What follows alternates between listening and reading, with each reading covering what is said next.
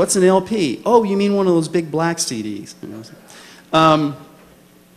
If you register the song after the infringement, okay, somebody's burned your song. Understand you've got 2 copyrights, so you've got 2 infringements, the song and the recording of the song. Okay, 2 infringements. If you don't register it before it's infringed, you might, and you sue, and if you sue, you have to register. You have to have the registration certificate attached to the complaint that you file with federal court. So you're going to have to register it anyway. Okay? So now you've registered the song. If you want an expedited application, so you can get it back real quick and so your attorney can file a lawsuit in federal court, you're going to pay $650 to do it quickly. That's the fee for an expedited application in addition to the registration fee, instead of $65, $45, or $35. And I didn't explain the other ways of registering, but $35 is the way a lot of people do it now. It's completely online. You upload your music, you pay by a credit card, and so on. But you've not registered the work until after the infringement. All you may get is actual profit, okay? Injunctive relief, meaning the judge scolds the person and says, you can't burn any more CDs and you've got to destroy the ones you have, and that's it. Well, let's think about the first thing, actual profit. What if it's a kid in your neighborhood who's burning CDs in their basement and handing them out of high school? How much profit does that person get? So you get, okay? Now, if they are a big, if they're a bootlegger, let's say, and they're selling your CDs in truck stops and at flea markets and they're making money, then, you might be talking some money then. But notice, no attorney's fees, no court costs, okay? Now, it's estimated that to sue somebody for a copyright infringement, to go to a hearing for the first time, not the trial, but the hearing, costs a minimum of $10,000 in attorney's fees. Minimum, okay?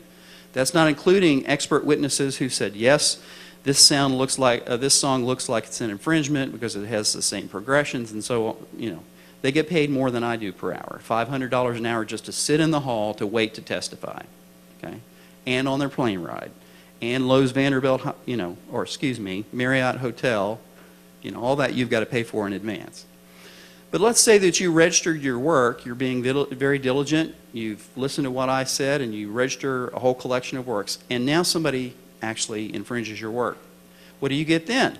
Well, assuming you prevail, and of course you have to win, then you get statutory damages, injunctive relief, assuming the judge grants it, and assuming you win, you may get attorney's fees and court costs. Well, what does that mean? Well, in statutory damages, everything else is the same other than you do get attorney's fees and court costs if the judge awards them. And by the way, if you lose, the judge typically awards it to the other side. But let's say you win, statutory damages, this is the minimum per infringement. Minimum per infringement is $750 per infringement. If it's your song and you're recording, $1,500 per infringement. That means every copy. Okay? That's the minimum. The maximum, if it's adjudicated, that means the judge thinks that it is intentional infringement, and most people know it is these days because everybody's read the news about downloading, right? Then it's a maximum of $150,000 per infringement. That means for one CD that has one of your songs, and the song and the recording, that's $300,000 maximum, plus attorney's fees, plus court costs. So is it important to register? I think it's pretty cheap insurance, $35 to register a collection.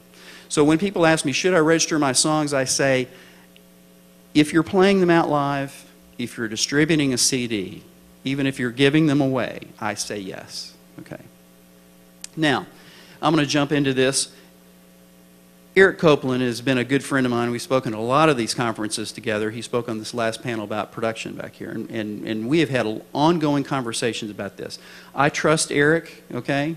So don't hear me as talking about anybody in a derogatory manner. I'm an attorney. As an attorney for an artist or a writer, my job is to protect you, okay?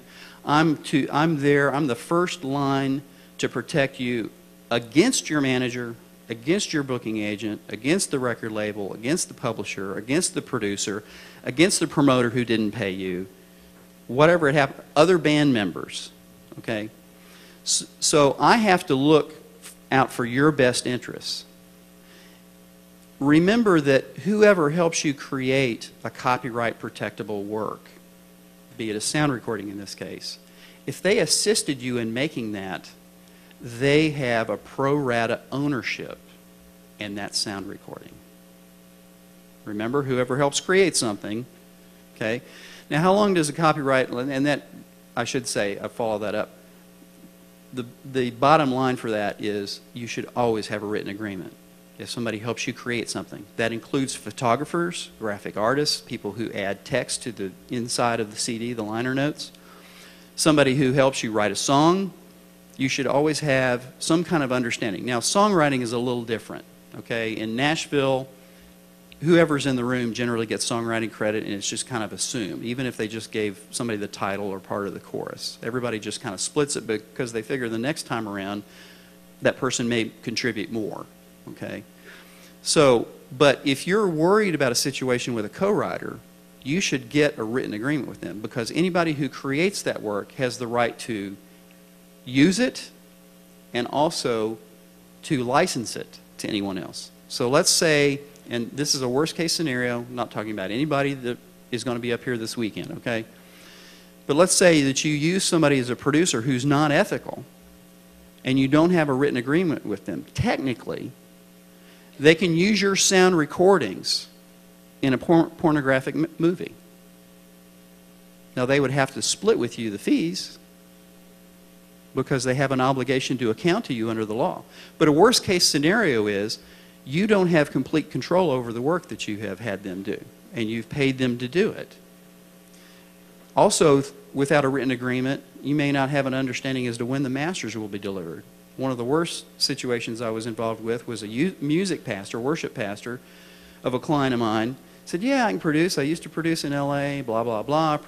They paid him tens of thousands of dollars to produce their record. It was a great record, okay?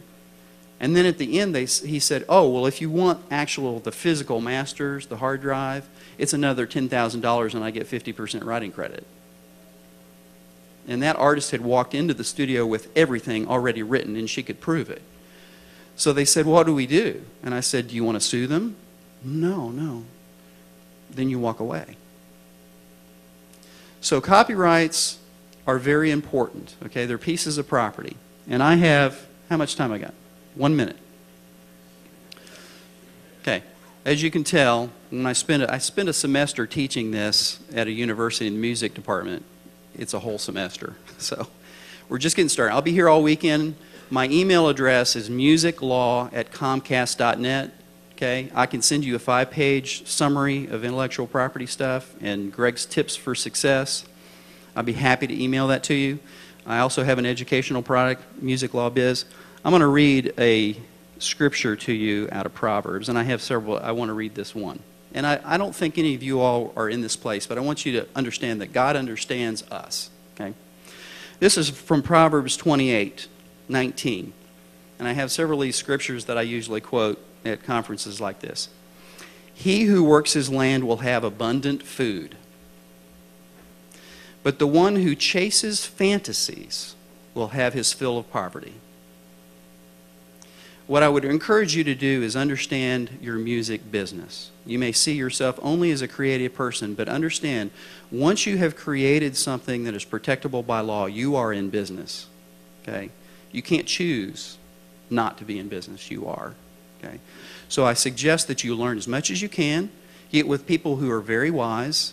Even if you're not in Nashville or some other music center, find somebody who doesn't give a flying flip about your music career, okay? But loves you like a really successful real estate person or owns their own business, doesn't care how many songs you have that go to #1, who loves you and can give you wise advice, okay? Surround yourself with people that care about you and are willing to tell you no. That's an awful looking dress, okay?